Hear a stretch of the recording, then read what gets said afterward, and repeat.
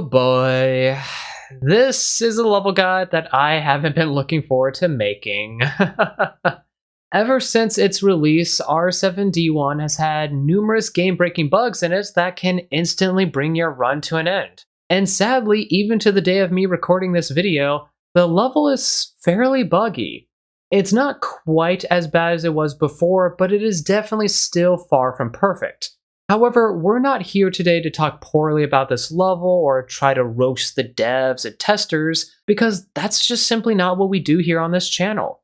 Rather, we talk about these levels and how we can properly strategize for them, that way we can get that sweet completion we're going for and feel that nice satisfaction that comes along with it. So without further ado, let's get into today's level guide.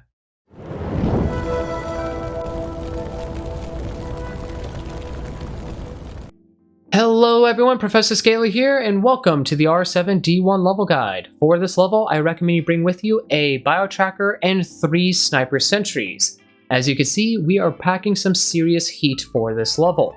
The reason I recommend the bio tracker though is because in this level you are going to have to deal with some shadow type enemies, there are going to be some scouts you have to go through, but more importantly, if you're going for the overall objective, you're going to have to put a command into a terminal, which is going to cause the entire level to fill up with a somewhat dense layer of fog, and there is going to be a snatcher error alarm. And the thing is, snatchers are a type of enemy that you really want to know exactly where they're located at all points. That way, they can't just simply rush in, grab some people and drag them off to their doom, and then just separate the team and put everything into absolute chaos. The other thing too is we are running triple sniper sentries, and because sniper sentries benefit from bio tracker symbiosis, you wouldn't really be doing yourself a favor if you didn't bring a bio tracker with you.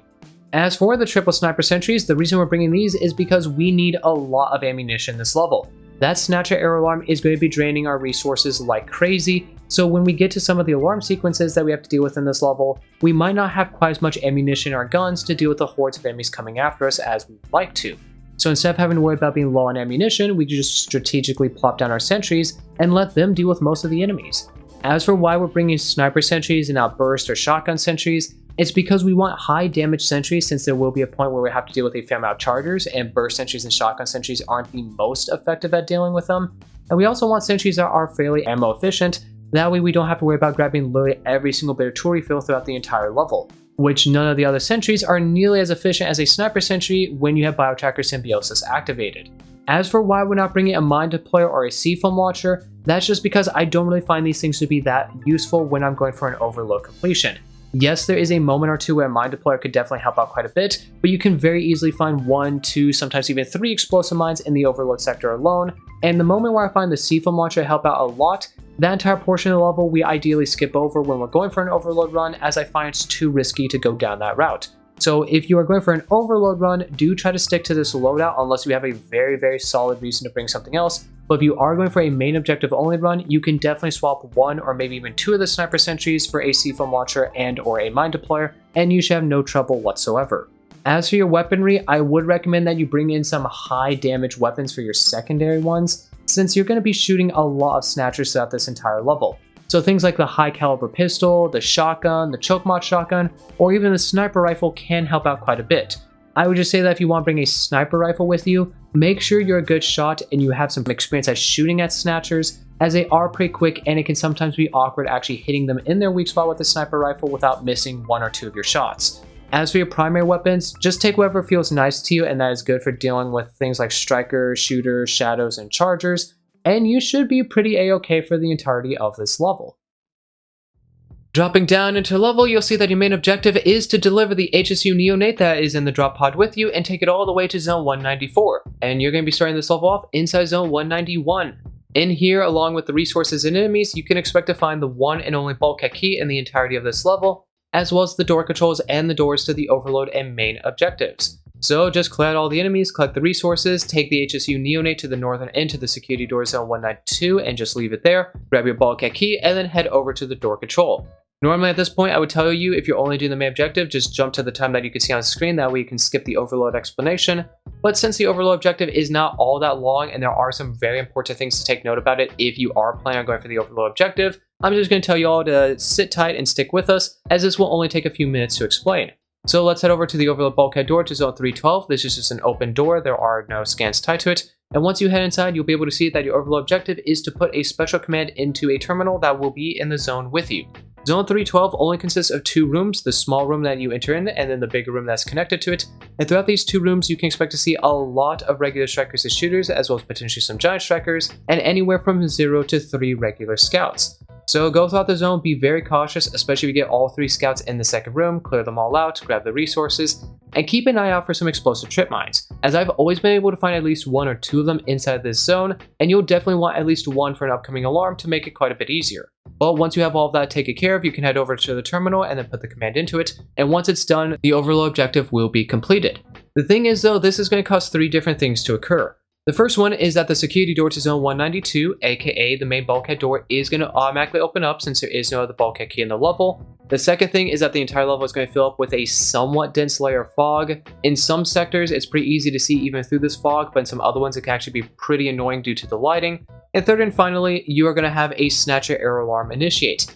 And this Snatcher error alarm is going to be spawning in 2 right off the get-go, and then spawning 1 in roughly every 4 minutes. Or at least that's how it's supposed to work, but unfortunately that's actually not the case. Instead, you'll get anywhere from 1 to 4 spawning in right off the get-go, and then the game is going to choose a number between 1 and 4. And whatever number it chooses, that's how many snatches you can get every 4 minutes for the rest of the level. So if you roll 2 on the dice, you'll get 2 every 4 minutes. If you roll 4 on the dice though, then you're going to get 4 snatchers every 4 minutes, which is pretty problematic because the resources in this level are sort of designed for only having 1 snatcher every 4 minutes. So from doing a lot of testing and playing with different groups, I've come to the conclusion that if you get 1 or 2 snatchers every 4 minutes, this level is definitely doable. 1 is really not that big of a deal. 2, you're going to cut it a little bit close to the end, but if you're playing fast and efficiently, you should be fine. But if you get 3 or 4, unless you're really skilled at the game or you just simply want a challenge, I would actually just recommend that you return back to the lobby right away, maybe remake the lobby just to make sure it's fully refreshed, drop back into the level, and then just redo the last 10 or 15 minutes you went through, get back to this point, and then just keep doing this until you get only 1 or 2 snatchers every 4 minutes. That, or you can use an alternative method, which is going to guarantee you only get 1 snatcher every 4 minutes, but it's quite glitchy. And that method would be just simply have everybody except for the host disconnect before you put the command in, and after you put the command in and you hear those first few snatchers spawn in, have everybody on your team reconnect and then just deal with them and continue on with the rest of the main objective. Again though, this is quite glitchy. I've had a lot of bugs happen with this method, especially if all 4 people who are playing on the team are really not within the same area as each other. If you have 2 people in the USA and then 2 people over in Europe, it doesn't really work the absolute best, so be aware that if you try to go for this method, you might have to restart a few times anyway until you get it to work where no glitches occur. And one last thing I want to mention before continuing on is since you know you're going to have 1 or 2 snatchers spawning in every 4 minutes on the dot, it's a good idea to have a stopwatch or something going nearby. That way you can pay attention to it and you can tell your team how long you have until the next wave spawns in. Since you're going to have to deal with alarm sequences, or maybe split up for resources, or just a number of different things throughout the rest of this level, that's going to take about 50 to 60 minutes to complete, but it can be very easy to lose track of time and not realize how much longer you have until another snatcher wave. And you don't really want to initiate an alarm door when you only have 20 or 30 seconds until the next snatcher wave, because the last thing you want is to be focusing on scans and then have a snatcher come in, grab you, pull you off towards a horde of enemies, and now you have somebody who is about to probably die, you have a snatcher that's going to ruin your day, and you still have scans you have to deal with to deactivate the alarm so no more enemies spawn in. So instead of me having to constantly remind you and just assume you're on pace with my team when it comes to this level, it's better for me to just tell you, get a stopwatch out, pay attention to it, and if I tell you you're about to do an alarm door, you, when you're playing the level, can look at your timer, and if you have more than a minute or 2, you could just simply progress on, or if you have less than a minute, just tell your team, wait, let's deal with it, and then let's continue on. It'll make your life and my life a whole lot easier. But once you have dealt with all of this, you're going to want to go out of the sector, or at least stay in it, deal with the snatchers that spawned in initially, and once they've been dealt with, you're going to want to quickly make your way out, go to security door zone 192, which I mentioned is already automatically opened, and you're going to want to head in there and deal with the enemies inside there before the next wave of snatchers spawn in. Inside of 192, you can expect to see a few Shadow Strikers, a few Chargers, as well as 2 regular Scouts, which shouldn't be too terribly difficult to deal with. This is a D tier level, and if you've made this far into a rundown, you should easily have the skill set to deal with this type of thing.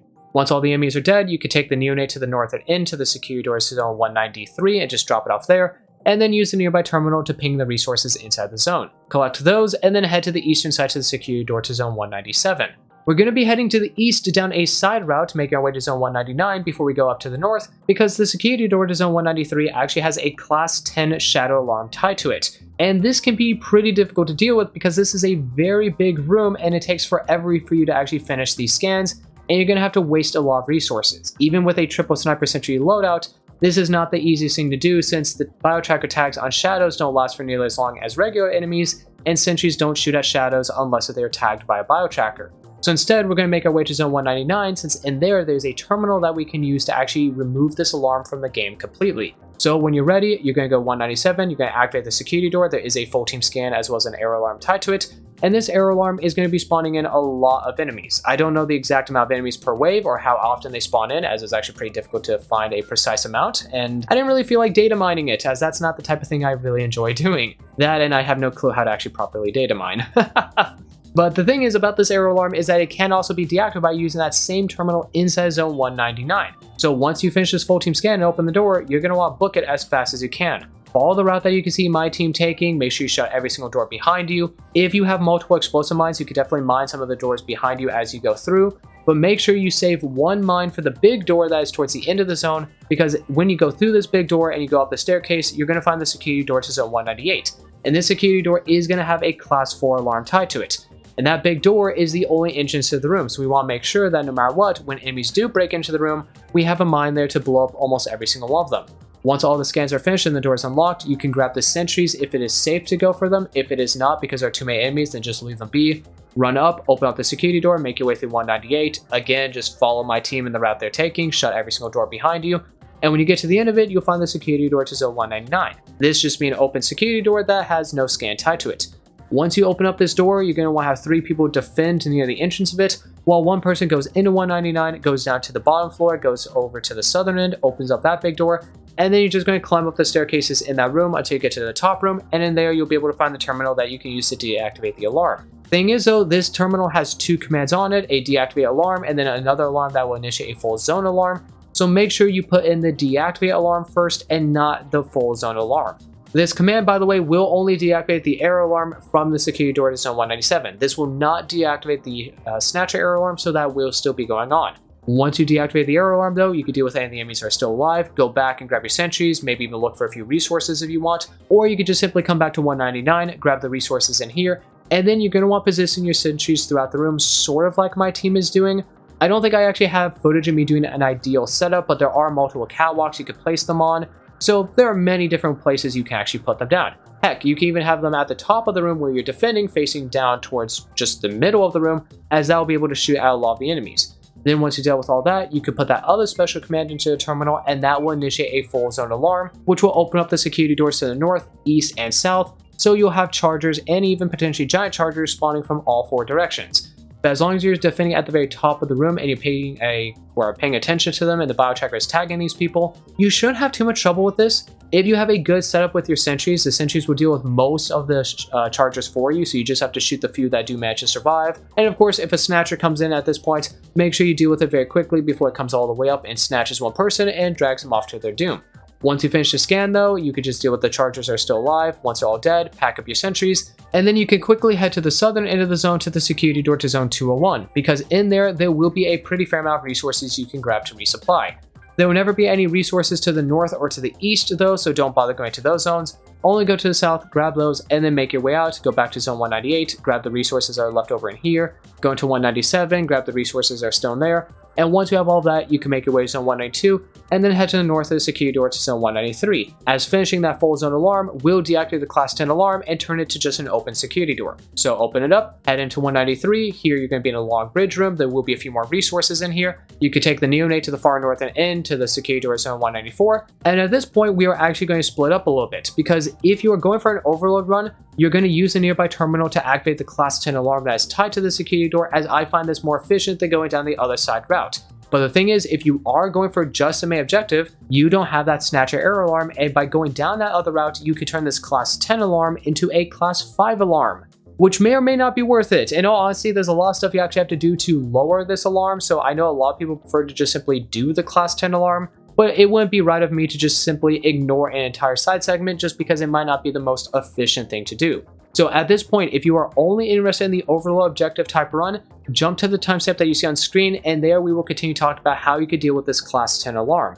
As for everybody else though, we're going to backtrack into 192, we're going to go to the western side to the security door to zone 203. This is going to only have a checkpoint scan tied to it, so we do the scan, finish that, the door will automatically open up, and we can start going down this route.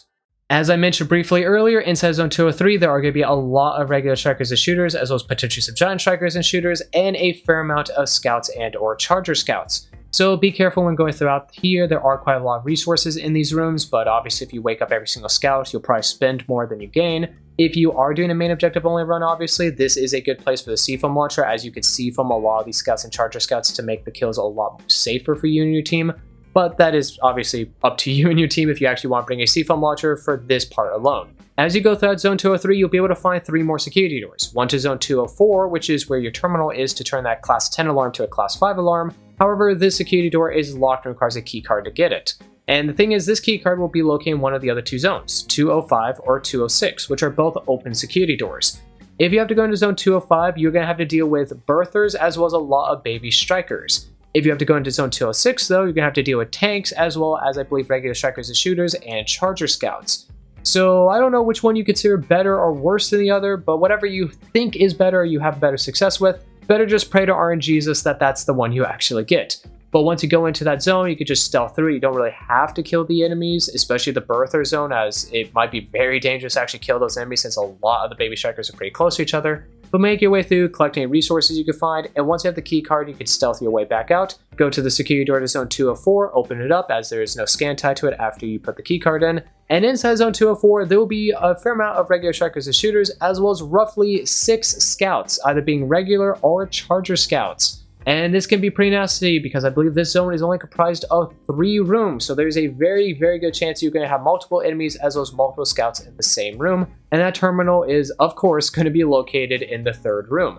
Thankfully, though, this terminal is actually located pretty early on in the 3rd room, so if you could just make it into it and there are no enemies immediately next to the door, you could just stealth your way up to the terminal, put the command into it, there's no scan or anything tied to that, and that will cause the security door to zone 194 to go from a class 10 alarm to a class 5 alarm. And with the command put into a terminal, there's not really any reason for you to be back here any longer, unless if you want to collect any of the resources that you did not get. So grab those if you want to, if not, just stealth your way back out and make your way to zone 193 and get back on the bridge. Then you just have to go to the terminal and you'll put the special command in, and this will cause the class 5 alarm to initiate. And now that we're back here at this point, let's join up with the people who are only doing the overload objective and continue on with the rest of the level. Alrighty, continuing on with the rest of the main objective. So at this point, you either have to deal with a class 10 or a class 5 alarm, but no matter which one of the 2 you have to deal with, the only type of enemies you should expect to see during this alarm are going to be chargers, very, very rarely giant chargers, and obviously if you're going for the overload objective, you might have a snatcher or 2 spawning in during this, since a class 10 alarm will take a little while for you to finish. So what I recommend you do is sort of place your sentries like you can see me and my team doing in the background footage. Enemies will either come from the south or from the east or from the west if you did open up that side segment. So I like to place one sniper sentry outside of the security door facing towards the east-ish. That way if enemies come from that direction, they get shot at before they get into the room. And then the other 2 sentries could be in the room with you. You don't want to place them too far back on the bridge, otherwise there is a good chance you'll get shot by them when you're going for the scan, since the scans will go all the way to the other side of the bridge from time to time. So have them sort of close to the security door, that way when enemies come into the room, they'll get shot at. Sniper sentries do have a pretty high rate of fire if you biotracker tag the enemy, so as long as your biotracker is tagging them, you shouldn't have to worry too much. Just, again, be a little bit cautious. If you do have to walk in front of a sentry, maybe pick it up or just be very cautious, that way it doesn't shoot you in the back, and you should be good. Once you finish all the scans, deal with any of the enemies that are still left alive, and once they're all dead, pick up your sentries, go to the security door 194, this is also going to have a checkpoint scan tied to it, so do the checkpoint scan, and the door will automatically open up. And once it's open, you can head into the zone where you will see no enemies, no resources, just a machine down below in the middle where you can put the Neonate, which you might as well put that in right away, and 5 terminals throughout the room. So at this point, what you're going to want to do is go throughout this room and write down or just do something so you know where each of these 4 terminals are. 2 of them are sort of to the western end of the room, one on the same floor as you and one up above, I believe. There's one to the northern end of the room and one to the southeastern end of the room. So write them down in chat, maybe from left to right orientation or maybe on a notepad or something. That way you know where these 4 terminals are. Then once you've done that, you're going to want to go to the west and to the east of the side zones, specifically zone 195 and 196, and go throughout them. You can either all go together as a team, so 4 people in one zone at a time, or you could split up into 2 teams of 2. If you do this, just be careful because these side zones are going to have a fair amount of enemies as well as a lot of resources in them. And of course, if you're going for the overload objective, you do have that snatcher error alarm, and splitting up into teams of 2 can put you at a little bit of a risk. But as you go through, clear out the enemies, grab the resources, and look for the terminals, as there will be 3 terminals inside zone 195 and 3 terminals in 196. And just like with the ones in 194, you want to write them down or do something, that way you know where they are located. Because all 10 of these terminals are going to be important for the upcoming sequence you have to do with the Neonate, which I suppose we should get into explain that right here now. First, let's go over how the sequence works and all the mechanics that are tied to it before we start talking about everybody's specific job, as well as what type of enemies you can expect to see. So when it comes to the sequence, you start everything off by plugging the Neonate into the main machine in the bottom of the room. Once you do that, that allows you to use the nearby terminal to put in the initialization command. Once you put that command into the terminal, it is then going to choose one of the other 10 terminals I told you to take note of at random, and it will tell you which one it is both on the terminal as well as the top of the screen. And it'll also give you a time limit. You'll have about a minute 20 or a minute 30 to go to that terminal and put a verification command into it. If you fail to do so and the time runs out, you are going to fail that sequence and you have to start over from the beginning. So if you fail on the 3rd out of 4 sequence, you have to redo wave 3. You don't have to worry about getting reset all the way back to wave 1, which thank goodness for that. But once somebody runs off and they get to that other terminal, they put the verification command in, and then a 15-second time limit is going to appear at the top of your screen, and that's how much time you have to go back to the main central terminal and put the confirmation command into it. Which the thing is, if you have to go to the far west, obviously you're not going to have enough time to actually get back to the main central room. So your team is going to have to split up a bit. That way you can actually get these commands in. Because in order to succeed one of the waves, you have to put all 3 commands in without running out of time. And this will cause that wave to finish. It'll cause the wave of enemies to stop spawning in as soon as you put that confirmation command in. And it's also going to cause a full team scan to appear in the room with you. Don't worry about this full team scan, by the way. You don't have to hop on this right away. There's no time limit to it. It doesn't automatically start the next sequence by any means, so you could do it whenever you want. Either you could group up on it and deal with it while you're dealing with the enemies coming after you, or kill all the enemies or revive your teammates, and then go back and deal with the full team scan. Once a full team scan is finished, that will allow you to get back on the main terminal and put the initialization command into it again. And once you put that in, it's going to cause the next wave of enemies to spawn in, and the whole sequence will just rinse and repeat. You go out to a verification terminal, put the command into that, have somebody at the main central terminal put the confirmation command in, that'll finish it, no more enemies will spawn in, the full team scan will appear, and you just keep doing this until you succeed all 4 waves of it. Once that's done, the sequence is finished, you can pull the Neonate out of the machine, and then you can take it to the northern end of the room, plug it into another machine, and this will unlock the security door to 207 where your extraction is waiting for you. But of course, there's a bit more we have to go over before we get to that point. So second thing on the list is what is everybody doing throughout this entire thing? One person is going to be dedicated to staying on that main central terminal, and they're going to put the initialization command in when everybody on the team is ready, and they're also going to put the confirmation command in as soon as that other person puts a verification command. Because the faster you put that in, the faster the enemy stops spawning in, and the quicker you can get onto the next sequence and get out of this level. So you need to make sure you are staying near that terminal. You can help the defenders a little bit, but you really shouldn't stray that far away from it, because as soon as the verification command's put in, you only have 15 seconds to get back to that terminal and put that command in. If you're cutting it a little bit close, don't forget, you can type in CON, hit tab, which will auto-type the rest of the command, and then just hit enter, which has saved me multiple times over. As for the second person, your job is to go to the verification terminal. So you need to make sure you know where all 10 of these terminals are. That way when you see at the top of your screen, you have to go for terminal 702 or 398 or whatever it is, you know exactly, hey, that's the second terminal to the west. I know where that is. I'm on my way now, and you can make your way to it. Don't worry about defending and helping the other people. If the wave of enemies does spawn in the direction that you're heading into, be a bit cautious as they can spawn from the west, east, or from the south. So don't rush headfirst into a bunch of enemies that are just going to beat you to death. Wait for your defender and also the other person to come and help you, and then you can make your way towards that terminal. You do have about a minute and a half, and while you want to make your way to it quickly, you also do not want to go on a suicide mission to try to get it. When it comes to the third person, you are dedicated to be a defender, and this should ideally be the person with the bio tracker, because every wave of enemies you have to deal with will have shadow type enemies in it. So you need to make sure you're tagging the enemies, that way the sniper sentries are affected by bio tracker symbiosis and they're shooting faster and consuming a little bit less ammunition. You're also tagging the shadows, that way the other people could shoot at them if need be, and overall you're just relaying information to your team. Defender, for the most part, you will be sticking to the south, as this is usually where the waves spawn from, but if you hear them spawn from the west or the east, you need to quickly rotate and help them out, especially if they spawn from the direction that the verification terminal person has to go. You should basically be a bodyguard and help them at least make some distance, but don't go too far because obviously you could get a second wave that then spawns from the south, and you don't want those enemies to sneak up on the main central terminal person and kill them. And finally, when it comes to the fourth person, you're basically a floater. You just simply help out whoever needs assistance. If the wave spawns from the south and the person who's going for the terminal is going to the west, just help the defender and shoot the enemies and just give the bio tracker person and the sniper sentry some backup. If the person on the main central terminal somehow dies because an enemy sneaks by or a snatcher comes in and grabs them, you can take over that main terminal. That way you can immediately finish the sequence and you don't have to worry about failing it.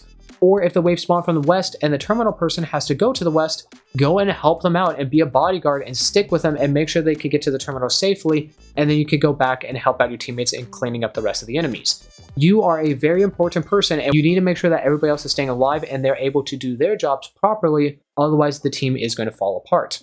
And finally, the last thing I want to talk about when it comes to this is what type of enemies you can expect to see, because I did mention there will be some shadows. When it comes to the first wave, you're going to have to deal with strikers, shooters, as well as some shadow strikers. Wave 2 will be pretty much the same thing, but there will also be chargers in the mix. Wave 3 will be the same as Wave 2, but there will now be a few snatchers in the mix, which is definitely quite devastating. And Wave 4 is almost the same as Wave 3, although instead of having snatchers, you will have a tank or even 2 spawning in, depending on how quickly you finish the sequence. The other thing too is if you end up failing a sequence wave, there is a chance that a wave of baby strikers will spawn in. And supposedly, I'm not entirely certain if this is true because I've actually never witnessed it, but if you fail wave after wave after wave, there is a chance that a birther or 2 might also spawn in. So let's not fail these waves so we don't have to deal with extra enemies. But once everything is in position, you know where the terminals are, you have all the resources, you place down 1 or 2 sentries to the south and then have one that can rotate to the west or the east. Everybody get in position, put the initialization command in, get to verification, put confirmation in, deal with all the enemies so they're dead, do the full team scan. Check your timer, see if a snatcher wave is about to spawn in, because it's best to deal with snatcher waves in between each sequence if you can, rather than in the middle of it. And once you finish the fourth one, deal with all the enemies, get rid of the tank, and once everything is dead, grab that neonate, bring it back up, put it into the machine at the top of the room, or to the northern end of it, I should say. Once you put it in, the security door to zone 207 will unlock. You can go over and open it up. There's no scan tied to it. And inside, you will be able to find your extraction scan, which will be a silent scan. So the only thing at this point you have to worry about is any enemy that might still be alive or the snatchers are still coming after you because of the air alarm. But once you hop on the scan and you get up to 100%, you are done and you have beaten R7D1. And that's all there really is to it. R7D1 is a really cool level in my opinion that just unfortunately has a tarnished reputation due to all the bugs and glitches that were a part of it ever since the beginning and still are with it even to this day. I think that the level had a lot of good ideas behind it. We had a class 10 alarm, technically 2 class 10 alarms, which is something I've been wanting to see ever since Rundown 2. We had a snatcher air alarm, which yeah, maybe a lot of people thought, of course we're going to get that. They always do an air alarm with a new enemy, but I love how it just developed with this level, or like how it's tied in with it. A lot of people overlook it, but there's many different key moments where a snatcher air alarm in particular just makes everything so much more difficult. Throwing in a charger air alarm or a tank air alarm or just a regular striker shooter air alarm in this level just wouldn't have had the same effect as the snatcher air alarm did. And for that, I really do appreciate this one. So if the person or people who developed this level are watching this video, I just want to let you know, this is a good level. And I try to see the beauty even in the ugly things. And while this level definitely doesn't look that great because of all the glitches and all the negative things people say about it, I appreciate the idea that was put into it. And I think that if this level just had another week or maybe 2 weeks to be tested and developed and fully fleshed out, it would have been an absolutely amazing level that definitely would have been within my top 5 favorite levels of all time. But hey, mistakes are made and hopefully we just learn from them and we work to improve ourselves and others in the future. As always though, thank you for watching this video all the way to the very end. I do hope that it was able to provide you with some assistance in beating this level. If you have any tips or tricks for this level that you want to share, any questions for me, or you just have something in general that you want to say, please do let me know down in the comments.